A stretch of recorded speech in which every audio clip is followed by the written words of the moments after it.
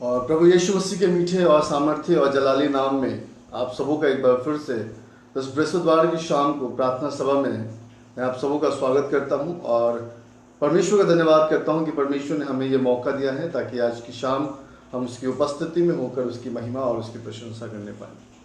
और आज जो वचन है और जिस वचन को मैं आज आपके सामने रखना चाहता हूँ वो कुरिन्थियों की किताब से है। और कुरिन्थियों की कलीसिया एक ऐसी कलीसिया थी जहाँ पर हम कह सकते हैं कि बहुत सी गड़बड़ियाँ थी। और संसार में अगर हम देखेंगे तो कोई भी कलीसिया परफेक्ट नहीं है। लोग एक कलीसिया से दूसरी कलीसिया की ओर अपना ध्यान अग्रसर करते हैं, लेकिन मैं आज आपका ध्यान परमेश्वर के वचन की ओर आकर्षित करना चाहता हूं और मैं आपको प्रभु के वचन से उत्साहित भी करना चाहता हूं। जब मैं कुरिन्थियों की किताब उसके 2 अध्याय को पढ़ रहा था और परमेश्वर ने एक वचन जो है मेरे जीवन में रखा और वो मैं आज आपके सामने रखना चाहता हूं। अगर आप मेरे साथ निकाल सकते हैं तो आप दूसरा कुरिन्थियों उसके 2 अध्याय और उसके 11 वचन को मेरे साथ पढ़िएगा। और वहाँ पर लिखा है कि शैतान का दाव हम पर ना चले क्योंकि हम उसकी युक्तियों से अनजान नहीं हैं।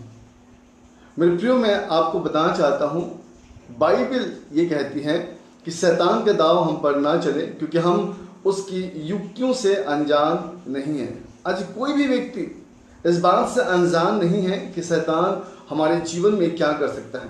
हम हर एक बात को हम जानते हैं और हर एक बात को हम समझते हैं। उन दिनों में जब परमेश्वर ने आदम को कहा था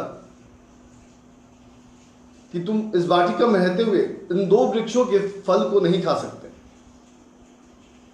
उस समय अगर देखा जाए तो शैतान को इस बात का ज्ञान नहीं था और शैतान इस बात को नहीं समझ रहा था।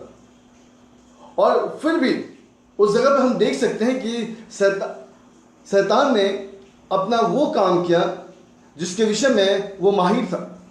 वो सांप के रूप में आकर और उसने हवा से बातचीत करी और बाइबल बताती है कि हवा से बातचीत करने के बाद हवा जो है वो बहक गई और पाप में गिर गई।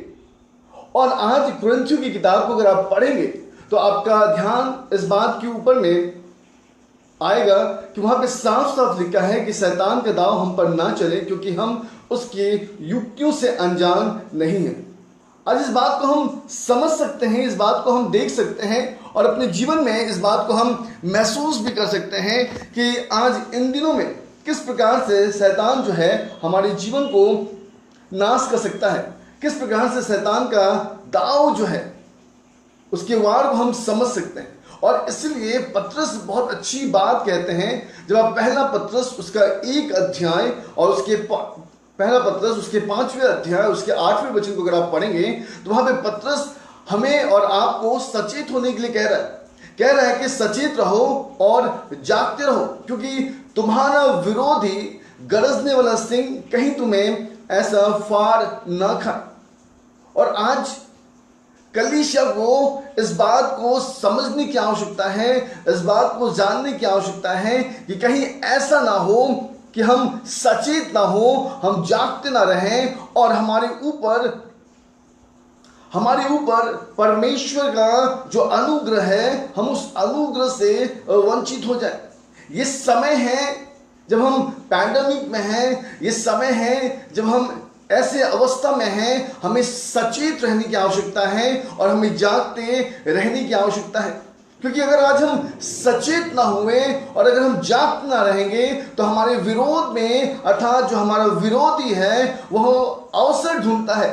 अगर आपने व्यवस्था को पढ़ा है इफिसियों की किताब उसके 5वें अध्याय उसके 16 और 17 वचन को अगर आप पढ़ेंगे तो हमें पौलुस इस बात को हमें समझाने की कोशिश करता है और इस बात को कहने की कोशिश करता है कि अवसर को बहुमूल्य समझो क्योंकि दिन बुरे हैं।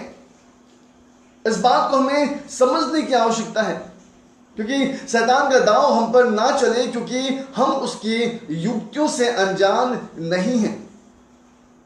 आज हर एक व्यक्ति जानता है कि किस प्रकार से हमारे जीवन में शैतान का काम हो रहा है। लोग आज परमेश्वर के वचन को जानने के बावजूद एक दूसरे से वो प्रेम नहीं रख पा रहे हैं।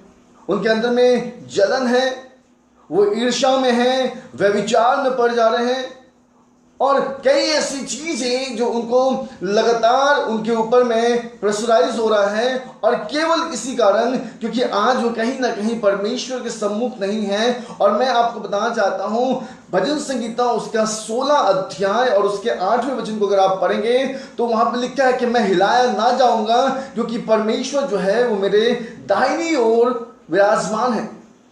आज की शाम मैं आपको परमेश्वर के वचन से उत्साहित करना चाहता हूं और आपको सचेत करना चाहता हूं। इस बात को हमें समझने की आवश्यकता है कि शैतान का दांव हम पर ना चले, क्योंकि हम उसकी युक्तियों से अनजान नहीं हैं। हर एक व्यक्ति को इस बात को समझने की आवश्यकता है, हर एक व्यक्ति को यह बात जानने की आवश्यकता है कि किस प्रकार से आज लोग शैतान के उन कामों के द्वारा नष्ट हो रहे हैं।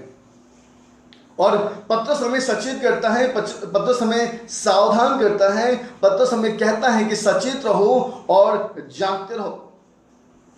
लूका की किताब उसके 22वें अध्याय को अगर आप पढ़ेंगे तो वहां पे किस प्रकार से प्रभु यीशु मसीह पतरस को कहते हैं, सिमोन, हे सिमोन, देख शैतान तुम लोगों को मांग लिया है कि गेहूं के समान फटके। और उस पद को अगर हम पढ़ते हैं तो इस बात को हम समझते हैं कि उस जगह पर यीशु मसीह एक भविष्यवाणी करते हैं और ये कहते हैं कि सिमोन पतरस, हे पतरस, देख किस प्रकार से तुम लोगों को शैतान ने मांग लिया है कि गेहूं के समान तुम्हें फटके। अगर आप इस बात को अगर आप नहीं समझते तो आज इसकी प्रकाशनाओं को मैं आपके सामने रखना चाहता हूं। मैं आपका ध्यान परमेश्वर के वचन की ओर आकर्षित करना चाहता हूं कि आज हमें इस बात को समझने की आवश्यकता है। आप ध्यान दीजिएगा कि किस प्रकार से अय्यूब को शैतान ने परमेश्वर के हाथों से मांग लिया था। व्यवस्था कहती है उसी प्रकार पतरस और शेष जो प्रेरित लोग थे, जो यीशु मसीह की उपस्थिति में चल रहे थे, व्यवस्था बताती है कि यीशु मसीह ने कहा कि देख शैतान ने तुम्हें मांग लिया है। अर्थात बाइबल ये कहती है कि उस वक्त यीशु मसीह इस बात की भविष्यवाणी करते हैं कि देख पतरस, किस प्रकार से तू मेरा इनकार करेगा, जबकि तू मेरे साथ रहता है, तू मेरे साथ चलता है और तू मेरे साथ 24 घंटे रहता है, इसके बावजूद तू मेरा इनकार करेगा। जबकि पतरस ये कहता है कि प्रभु मैं तेरे साथ बंदी गृह में जाऊंगा, प्रभु मैं तेरे साथ मरने के लिए भी तैयार हूं। लेकिन यीशु मसीह कहते हैं कि आज ही तू 3 बार मेरा इनकार करेगा। मेरे प्रियो, मैं आज आपको परमेश्वर के वचन से उत्साहित करना चाहता हूं कि आज हमें इस बात को समझने की आवश्यकता है कि शैतान का दांव हम पर ना चले, क्योंकि हम उसकी युक्तियों से अनजान नहीं हैं। याद रखिए, अगर हम खुदा की उपस्थिति में नहीं हैं, इसका मतलब कहीं ना कहीं हम अपने विरोधी अर्थात हमारे विरोध में जो खड़ा है, जिससे हमें सचेत और सावधान रहने की आवश्यकता है, कहीं ना कहीं वो हमें नाश करने के लिए तैयार है। आज हमें आवश्यकता है कि इस बात को हम समझें, और पतरस इस बात को नहीं समझा और व्यवस्था बताती है कि उसी रात पतरस ने यीशु मसीह का 3 बार इनकार किया। मैं आपका ध्यान प्रकाशित वाक्य की ओर ले जाना चाहता हूं। प्रकाशित वाक्य उसके 12वें अध्याय को अगर आप खोलेंगे और उसके 9वें पद को अगर आप पढ़ेंगे तो आपको इस बात की समझ आ जाएगी कि किस प्रकार से जिसके विषय में आज हम बातचीत कर रहे हैं, व्यवस्था बताती है। वहां पर लिखा है, तब वो बड़ा अजगर अर्थात वो पुराना सांप जो इब्लिस और शैतान कहलाता है, व्यवस्था बताती है कि वो गिराया गया और उसके साथ उसके दूत भी गिराए गए हैं।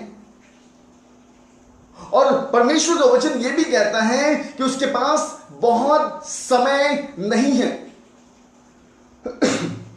अगर आप 12वें पद को पढ़ेंगे तो वहां पर लिखा है, इस कारण हे स्वर्ग और उनमें रहने वाले मगन हो, हे पृथ्वी और समुद्र तुम पर हाय, क्योंकि शैतान बड़े क्रोध के साथ तुम्हारे पास उतर आया है, क्योंकि वो जानता है कि उसका थोड़ा सा ही समय और बाकी है।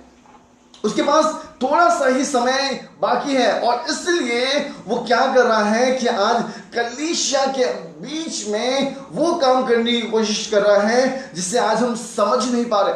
आज अन्य जाति के ऊपर में, अन्य जाति की आंखों में पर्दा पड़ा हुआ है। पौलुस कहते हैं उन अविश्वासियों के लिए जिनकी बुद्धि इस संसार के ईश्वर ने अंधी कर दी है, ताकि मसीह जो परमेश्वर का प्रतिरूप है उसके तेजो में सुसमाचार का प्रकाश उन पर ना चमके। आज आप ध्यान दीजिए कि किस प्रकार लोग परमेश्वर के अर्थात परमेश्वर की उपस्थिति से, अर्थात परमेश्वर के वचन से दूर जा रहे हैं। आज बहुत कम लोग हैं जिनका प्रार्थना का जीवन है। बहुत कम लोग हैं जो परमेश्वर के वचन को पढ़ते हैं। वो कहने के लिए परमेश्वर के जन हैं, वो कहने के लिए परमेश्वर के भवन में जाते हैं, वो कहने के लिए मीटिंग में जुटते हैं, लेकिन कहीं ना कहीं अगर आप देखेंगे तो उनका व्यवस्था से कहीं ना कहीं उनका जीवन बहुत दूर है। ना उनका प्रार्थना का जीवन है और ना ही उनका परमेश्वर के साथ कोई अच्छा कम्युनिकेशन है। आज की शाम मैं आपको परमेश्वर के वचन से बताना चाहता हूं मेरे प्रिय, ये वो अजगर, वो पुराना सांप है जो पृथ्वी पर गिरा दिया गया है, और उसके दूत भी जो आज हमें किसी न किसी पड़ाव में आकर, किसी न किसी ऐसी बातों में आकर वो हमें नष्ट करने की कोशिश कर रहा है।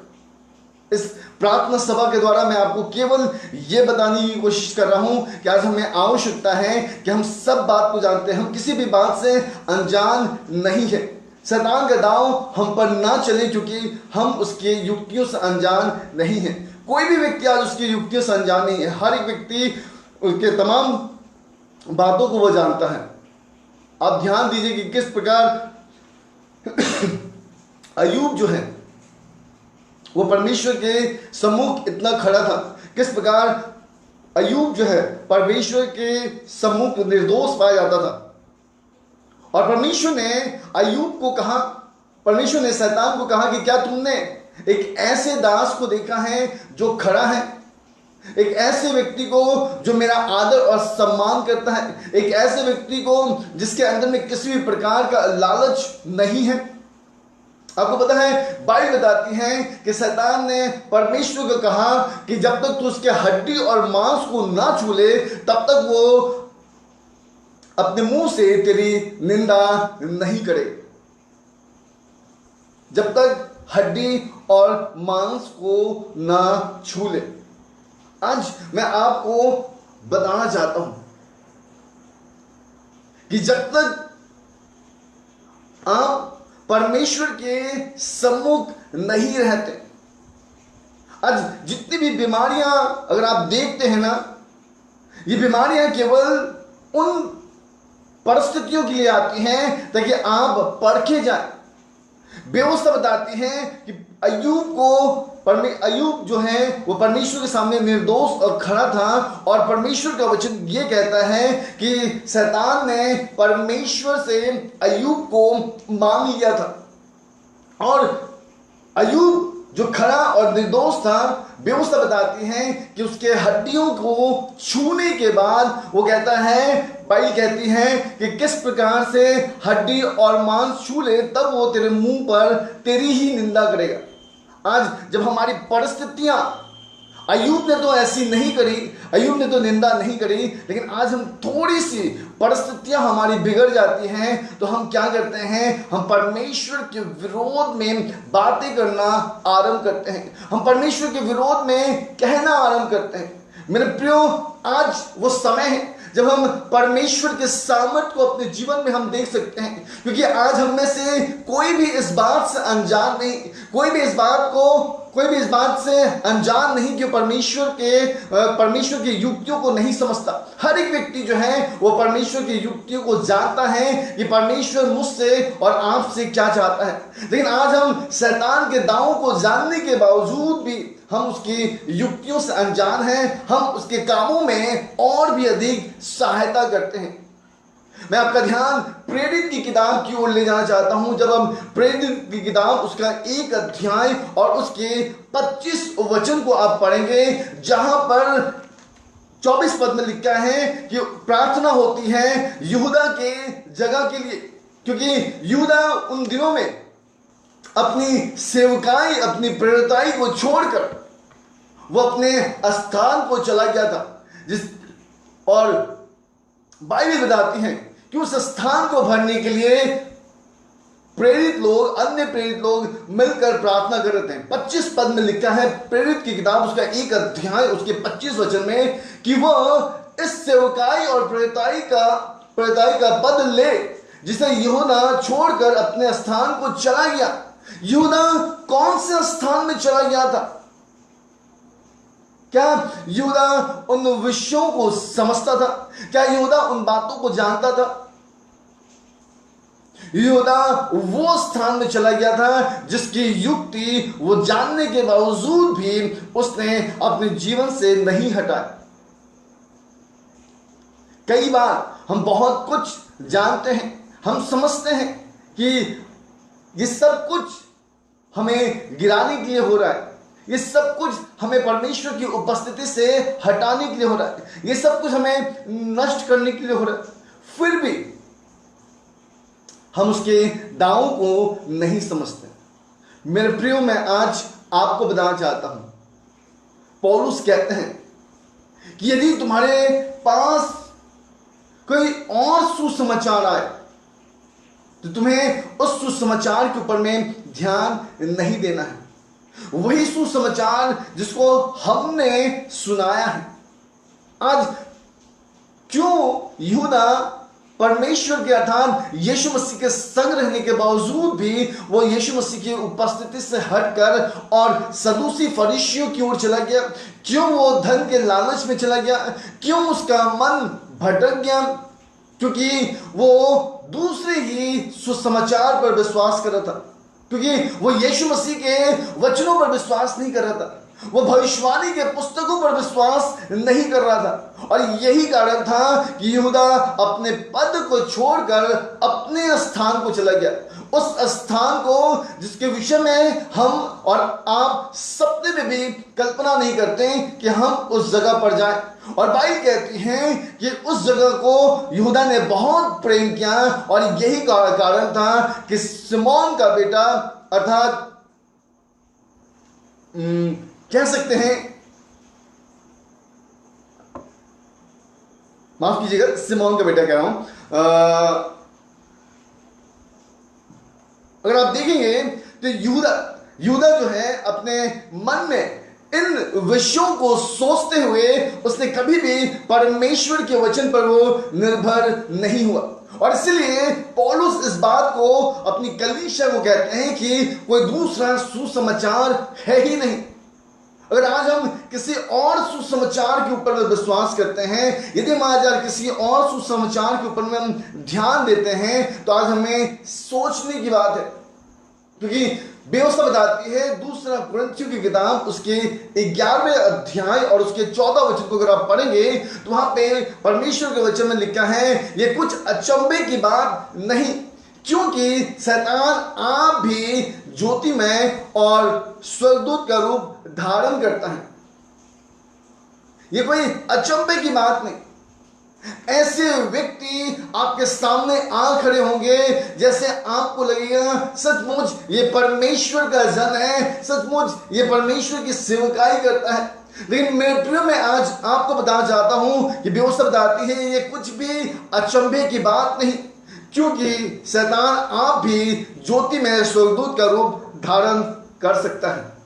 और मैं आपका ध्यान परमेश्वर के वचन की ओर आकर्षित करना चाहता हूं कि शैतान अपने दांव को चलाने के लिए वो कैसा भी रूप हासिल कर सकता है।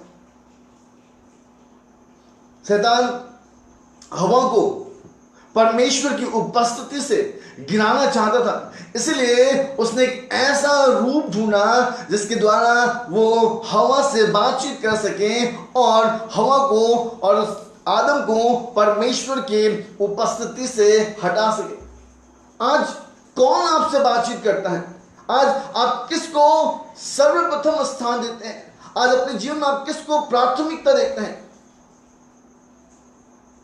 अगर परमेश्वर आपके जीवन का प्रथम स्थान नहीं, अगर आप परमेश्वर को प्रथम प्राथमिकता नहीं देते हैं, तो मैं आज आपको कहना चाहता हूं कि आज हमें शैतान की युक्तियों के दांव पर हमें देखने की आवश्यकता है कि कहीं हम उसके युक्तियों में ना फंस जाएं। आज हमें इस बात को समझने की आवश्यकता है। मैं आपका ध्यान परमेश्वर के वचन की ओर केंद्रित करना चाहता हूं और आपका मन प्रभु के वचन से उत्साहित करना चाहता हूं और केवल इस बात की ओर लगाना चाहता हूं कि वो किसी भी रूप में आपके सम्मुख आ सकता है।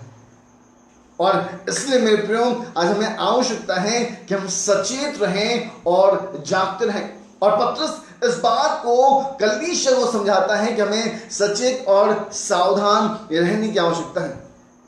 पौलुस कहते हैं पहला कुरिन्थियों उसके 7 अध्याय उसके 5वें वचन में इस प्रकार से कहते हैं कि तुम एक दूसरे से अलग ना रहो। एक दूसरे से हमें अलग नहीं होना है, बल्कि हमें एक दूसरे के साथ मिलना है, प्रार्थना करना है। कहीं ऐसा ना हो कि शैतान मुझे और आपको परखे। हमें एक दूसरे के साथ संगति में रहने की आवश्यकता है। व्यवस्था बताती है इब्रानी की किताब उसके 10 अध्याय और उसके 25 वचन को अगर आप पढ़ेंगे तो वहां पे लिखा है कि जैसे जैसे तुम इन दिनों को देखते जाओ वैसे वैसे इकट्ठे होते जाओ। आज हमें गैदर होना है, एक दूसरे के साथ एक दूसरे को उत्साहित करना है, क्योंकि व्यवस्था बताती है कि हम और आप शैतान की युक्तियों से अनजान नहीं। आज कोई भी शैतान की युक्तियों से अनजान नहीं है और हमें आवश्यकता है कि हम इन विषयों को हम समझें। हमें आवश्यकता है कि हम इन बातों को हम जानें। हमें आवश्यकता है कि परमेश्वर के वचन को हम बहुत गंभीरता से अपने जीवन में लें, क्योंकि व्यवस्था बहुत साफ और सटीक है। इसलिए तो या इब्रानी की किताब उसके 10 अध्याय को अगर आप पढ़ेंगे तो वहां पे लिखा है 25 वचन में कि एक दूसरे के साथ इकट्ठा होना ना छोड़ो, जैसे कि कितनों की रीति पर एक दूसरे को समझाते हैं। और ज्यों ज्यों उस दिन को निकट आते देखो त्यों त्यों आप भी अधिक ये किया करो। हमें और भी अधिक करने की आवश्यकता है और इसीलिए पौलुस कुरिन्थियों की कलीसिया को उत्साहित करता है कि तुम एक दूसरे से अलग ना रहो, बल्कि प्रार्थना के लिए एकत्रित हो और ताकि शैतान तुम्हें ना परखे। लेकिन आज आप देखिएगा कि शैतान हमें हर दिन परखता है और हर दिन हम गिरते रहते हैं, हर दिन हम गिरते रहते हैं। और इसलिए मेरे प्रियो, आज की शाम मैं आपको परमेश्वर के वचन से उत्साहित करना चाहता हूं। प्रकाशित वाक्य उसका 13वां अध्याय उसके 8वें वचन को आप पढ़िएगा। व्यवस्था बताती है जिसका नाम जीवन के पुस्तक पे नहीं लिखे होंगे वो पशु की आराधना करेंगे। वो उस पशु की आराधना करेंगे क्योंकि उनका नाम जीवन के पुस्तक पर नहीं लिखा है। किंतु जिसका नाम जीवन के पुस्तक में लिखा है, बाइबल कहती है परमेश्वर उसे अपने स्थान पर वो देगा जिसकी अपेक्षा हम लगातार करते हैं। प्रकाशित वाक्य की किताब को अगर आप पढ़ेंगे तो वहां पे व्यवस्था बताती है कि जो जय पाए हैं जीवन के पेड़ से उनको वो फल प्राप्त होगा जिसको उन्होंने नहीं समझा। लेकिन प्रकाशित वाक्य उसके 13 अध्याय उसके 8 वचन में लिखा है कि जिसका नाम जीवन के पुस्तक में नहीं लिखे हैं वो उस पशु की आराधना करेंगे, अर्थात पूजा करेंगे। आज हमें इस बात को समझने की आवश्यकता है कि शैतान का जो दाव हम पर चले, क्योंकि हम उसके युक्तियों से अनजान नहीं हैं। अगर अभी भी हम इन विषयों को नहीं समझते, अभी भी इन बातों को हम नहीं समझते, तो मैं आज आपको बताना चाहता हूं कि आज की कलीसिया को एक विषय पर मनन करने की आवश्यकता है कि उसका नाम जीवन के पुस्तक में हो। हमें सचेत और सावधान रहने की आवश्यकता है। ध्यान दीजिएगा, जब यीशु मसीह परखे गए और बाइबल बताती है मत्ती की किताब उसके 4 अध्याय और उसके 10वें वचन को अगर आप पढ़ेंगे और जब शैतान यीशु मसीह को परख रहा था, तब यीशु ने उससे कहा, हे शैतान दूर हो जा, क्योंकि लिखा है तू अपने परमेश्वर को प्रणाम कर और उसके अलावा और किसी की उपासना ना कर, केवल अपने परमेश्वर को प्रणाम कर। आज मैं आपसे पूछना चाहता हूं, क्या हम केवल अपने खुदा की आराधना करते हैं? क्या हमारे पास हर एक दिन के लिए एक वचन रहता है कि हम लड़ सके? क्या आपके पास हर एक दिन के लिए एक वचन है? क्या आप हर दिन खुदा से एक वचन प्राप्त करते हैं? क्या आप अपने जीवन में सटीक रीति से खड़ा हो सके? या आज भी हम परखे जाते हैं और लगातार अपने जीवन में हम गिरते जा रहे हैं? अगर हम ऐसे अवस्था में हैं तो हमें आवश्यक है कि हम अपने आप को जांचें। अगर आज की कलीसिया सचेत और सावधान नहीं रहेगी, मैं आपको बताना चाहता हूं कि आप फाड़े जाएंगे। आज हमें आवश्यकता है कि इस बात को हम समझें। और शैतान, मैंने आपको बताया है कि वो किसी भी रूप में आ सकता है। दूसरा कुरिन्थी 11:14 में लिखा है कि कुछ भी अचंभे की बात नहीं, क्योंकि शैतान आप भी ज्योतिमय और स्वर्गदूत का रूप धारण कर सकता है।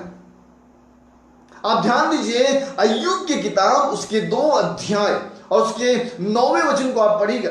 वहां पे अय्यूब के साथ उसकी पत्नी है और बाइबल कहती है कि अय्यूब की पत्नी ने उससे कहा, क्या अभी भी अपनी खराई पर तू बना रहेगा?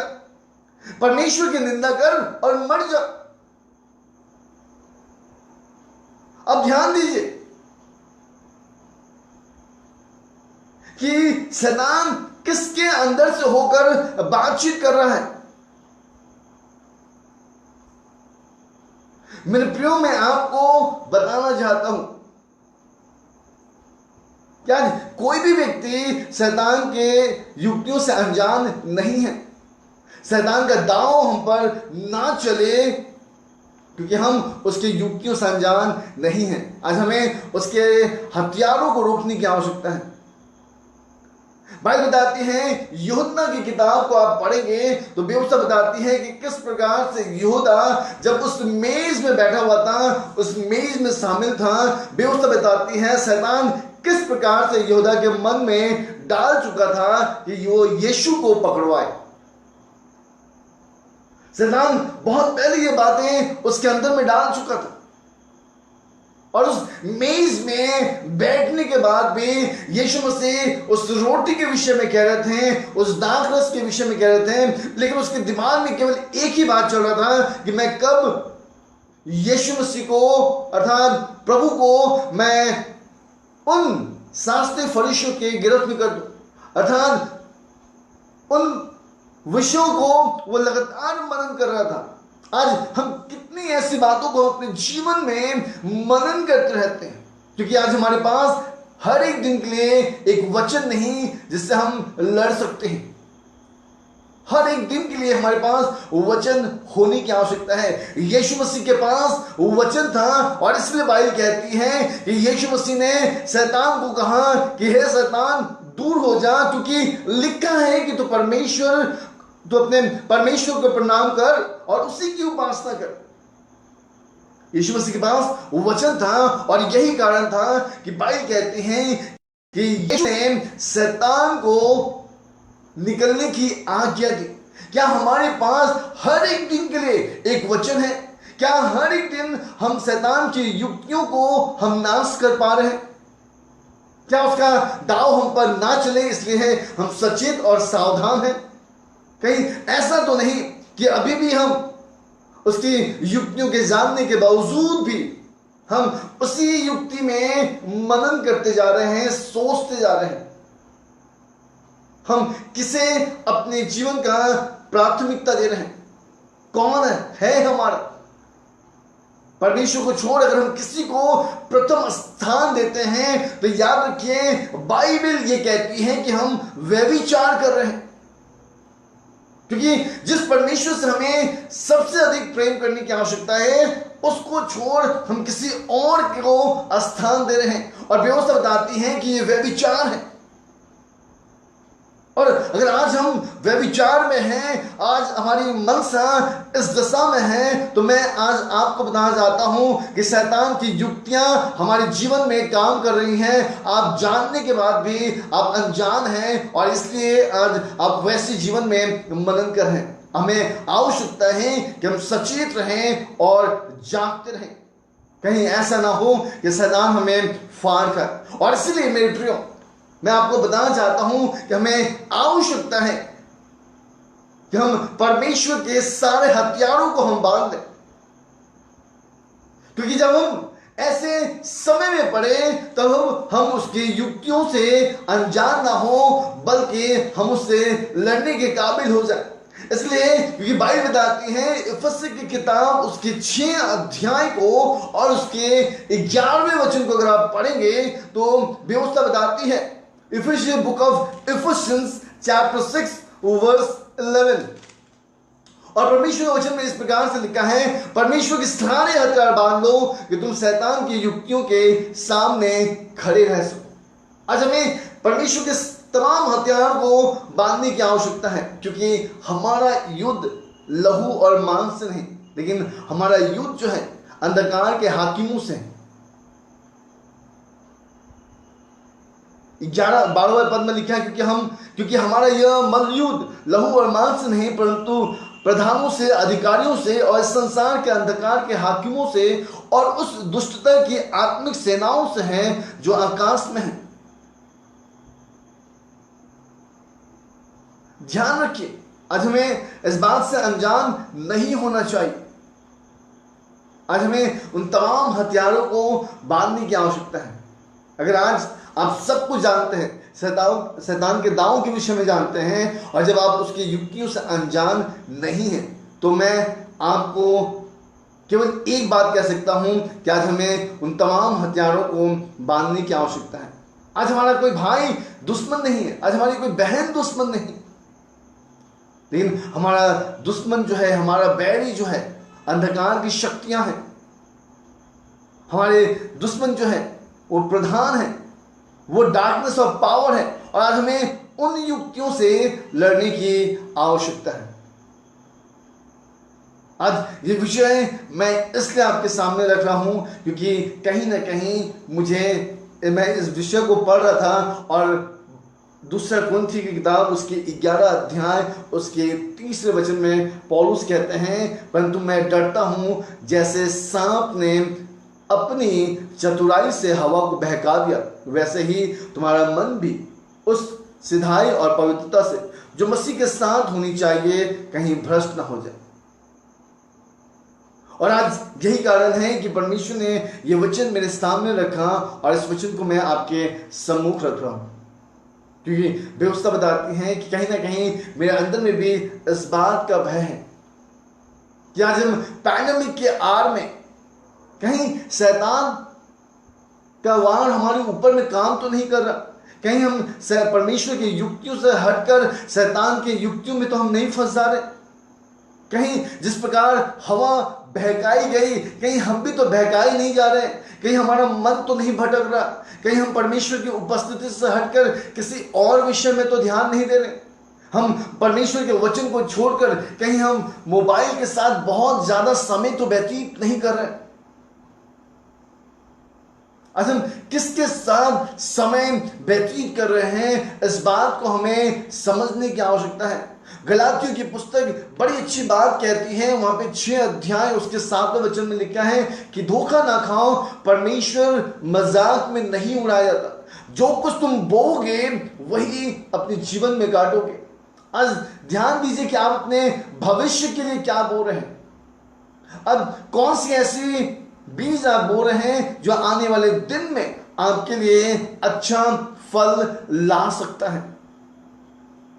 मेरे प्रियो, मैं विश्वास करता हूं कि आज यहां पे जुड़े तमाम लोग शैतान के दांवों पर और उसकी युक्तियों से अनजान नहीं है। हर एक व्यक्ति इस बात को जानता है। तो आज मैं केवल एक बात आपको बताना चाहता हूं, बस आखिरी बात बताना चाहता हूं, और इसके बाद हम लोग प्रार्थना में जाएंगे। पौलुस कहते हैं कि मैं डरता हूं जैसे कि सांप ने हवा को बहकाया, वैसे ही तुम्हारे मन को उस सिधाई और पवित्रता से जो मसीह के साथ होनी चाहिए कहीं भ्रष्ट ना हो जाए। और ये कोई भी कर सकता है, क्योंकि बाइबल कहती है वो किसी भी रूप में किसी के भी अंदर आ सकता है। दूसरा कुरिन्थियों 11:14 में लिखा है कि ये कुछ भी अचंभे की बात नहीं, क्योंकि शैतान आप भी ज्योति में स्वर्गदूत का रूप धारण कर सकता है। आप दर्शन में देख सकते हैं, आप स्वप्न में देख सकते हैं। आप अपने, जिस प्रकार अय्यूब की पत्नी के अंदर से शैतान होकर बातचीत कर रहा था कि परमेश्वर की निंदा कर और चाहे तो तुम मर जा। भाई कहती है कि आपके घर के लोग ही आपके बैरी हो जाएंगे। मेरे प्रियो, आज केवल एक बात मैं आपको बताना चाहता हूं कि हमें सचेत और सावधान रहने की आवश्यकता है। हालेलुया, बोले यीशु प्रभु की जय। आज हमें सचेत रहने की आवश्यकता है। आइए इस वक्त हम प्रार्थना में जाएंगे। आइए अपने आंखों को हम बंद करें। Hallelujah, hallelujah, hallelujah. धन्यवाद पवित्र परमेश्वर पिता, हम आपका एक बार फिर से धन्यवाद करते हैं कि परमेश्वर आपने हमें ये मौका दिया प्रभु, ताकि हम आपके सम्मुख आकर आपकी महिमा और आपकी प्रशंसा करने पाए। हम धन्यवाद करते हैं पिता कि प्रभु आपने अपने वचनों से हमें आशीषित किया। आज आपका वचन प्रभु इस बात की गवाही हमें देता है प्रभु कि शैतान का दांव हम पर ना चले, क्योंकि हम उसकी युक्तियों से अनजान नहीं। हम देख सकते हैं प्रभु उत्पत्ति की किताब से लेकर प्रकाशित वाक्य तक किस प्रकार के दांव शैतान ने हमेशा चला है। और बाइबल कहती है कि हम पर ना चले, और इस विषय को हम आपके वचन के द्वारा हम जान सकते हैं। तो प्रभु आज हो सकता है कि आज हम सचेत और सावधान नहीं। प्रभु आज आप हमें सचेत और सावधान बनाइए प्रभु। आज होने दीजिए प्रभु कि जिस प्रकार से परमेश्वर पतरस को परमेश्वर शैतान ने मांग लिया था कि गेहूं के समान फटके, प्यारे परमेश्वर आज हम यीशु मसीह के नाम से हम प्रार्थना करते हैं प्रभु, अगर आज कोई भी उसकी युक्तियों में अगर फंसे हुए हैं और परमेश्वर वो उनको फटकने वाला है, हम यीशु मसीह के नाम से प्रभु उन तमाम युक्तियों को हम खारिज करते हैं। खुदा बाप, हम प्रार्थना करते हैं कि स्वर्ग से अपने हाथों को आप बढ़ाकर परमेश्वर उसके तमाम युक्तियों को आप नष्ट करें, ताकि आज उन पर प्रभु जो अब तक प्रभु आपके सुसमाचार को जानने के बावजूद अपने जीवन को सटीक रीति से आपके सम्मुख नहीं ला पाए, आज वो व्यक्ति प्रभु जो आप में होने के बावजूद आपको प्राथमिकता नहीं दे पाता, प्यारे परमेश्वर आज की शाम आप अवश्य उनसे बातचीत करें कि हमारा युद्ध लहू और मांस से नहीं, परंतु अंधकार के शक्तियों से, अर्थात उस दुष्ट से, उस हाकिम से। और प्रभु आज हम उन तमाम हथियारों को अपने जीवन में हम बांध लें। प्रेमी पिता, आज की शाम के लिए हम एक बार फिर से आपका धन्यवाद करते हैं प्रभु। हम जानते हैं कि जिसका नाम जीवन के पुस्तक में ना होगा वो उस पशु की आराधना में और उस स्थान में होगा जहां पर यहूदा हो। लेकिन प्रभु हम तेरा धन्यवाद करते हैं परमेश्वर कि आपने अपने कलाम के द्वारा, अपने वचन के द्वारा परमेश्वर उसके तमाम युक्तियों को हमारे सामने रखा है। और आज हम अपने वचन के द्वारा हमें सचेत कर रहे हैं, हमें सावधान कर रहे हैं, ताकि प्रभु हम एक दूसरे से अलग ना रहें, लेकिन समय के अनुसार हम एक दूसरे से मिले, हम प्रार्थना में समय व्यतीत करें, ताकि हमें शैतान ना पड़के। प्रेमी परमेश्वर, एक बार फिर से आज की शाम के लिए हम आपका धन्यवाद करते हैं प्रभु। हम प्रार्थना करते हैं कि जितने लोग इस ऑनलाइन में हमारे साथ जुड़े हैं, हर एक के ऊपर में आपकी अनुग्रह और आपकी आशीष। धन्यवाद करते हैं, सारी महिमा हम आपको देते हैं और इस प्रार्थना को अपने उद्धार करता प्रभु यीशु मसीह के मीठे और सामर्थ्य नाम से मांगते हैं। सुनिए और स्वर्गराज में ग्रहण कीजिए। आमीन आमीन।